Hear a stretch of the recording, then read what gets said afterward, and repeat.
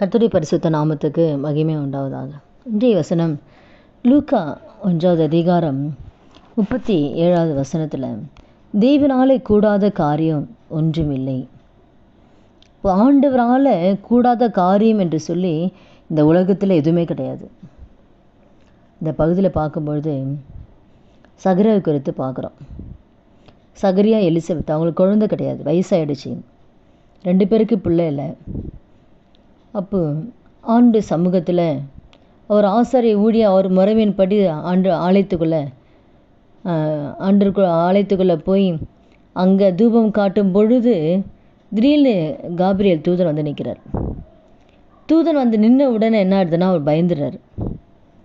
உடனே தூதன் சொல்கிறார், பயப்படாத, உன் வேண்டுதல் கேட்கப்பட்டது.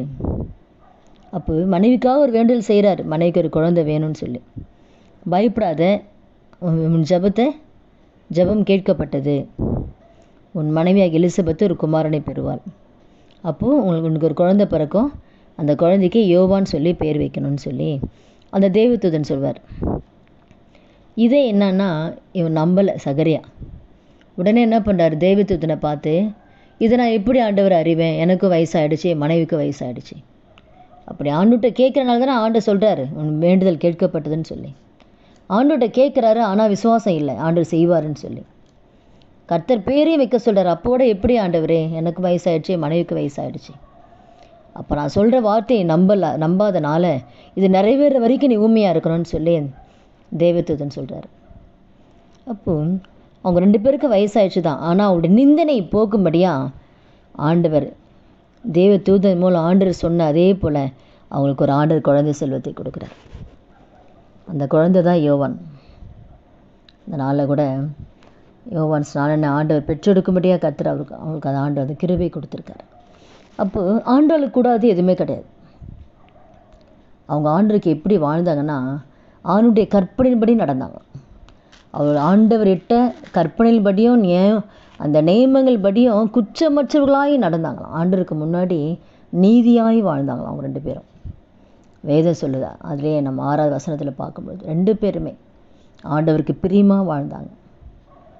அவங்க பிரியமாக வாழ்ந்தனால அந்த ஜெபத்தை தேவன் கேட்டு அவங்க வாழ்க்கைக்கு அந்த நிந்தையை கர்த்தர் போக்கி அவங்க வாழ்க்கையில் ஒரு அற்புதத்தை ஆண்டவர் செய்கிறார். இதனால கூட இந்த வார்த்தை கேட்க நம்ம ஒவ்வொருத்தர் வாழ்க்கையிலையும் நீங்கள் எந்தெந்த காரியத்தை குறித்து ஆண்டோட சமூகத்தில் ஜெபித்து கொண்டு இருக்கிறீர்களோ ஆண்டவர் சொல்கிறாரு, உன் ஜெபம் கேட்கப்பட்டது, உன் வேண்டுதல் கேட்கப்பட்டது. அப்போ இது வரைக்கும் எந்த காரியத்துக்காக ஆண்டுகிட்ட நீங்கள் ஜெபித்து கொண்டு இருக்கிறீங்களோ ஆண்டு அந்த ஜெபத்திற்கு பதிலை கொடுக்க போகிறாரு. அது எப்படிப்பட்ட காரியமாக இருந்தாலும் சரி, ஆண்டால் முடியாத காரியம் ஒன்றுமே கிடையாது.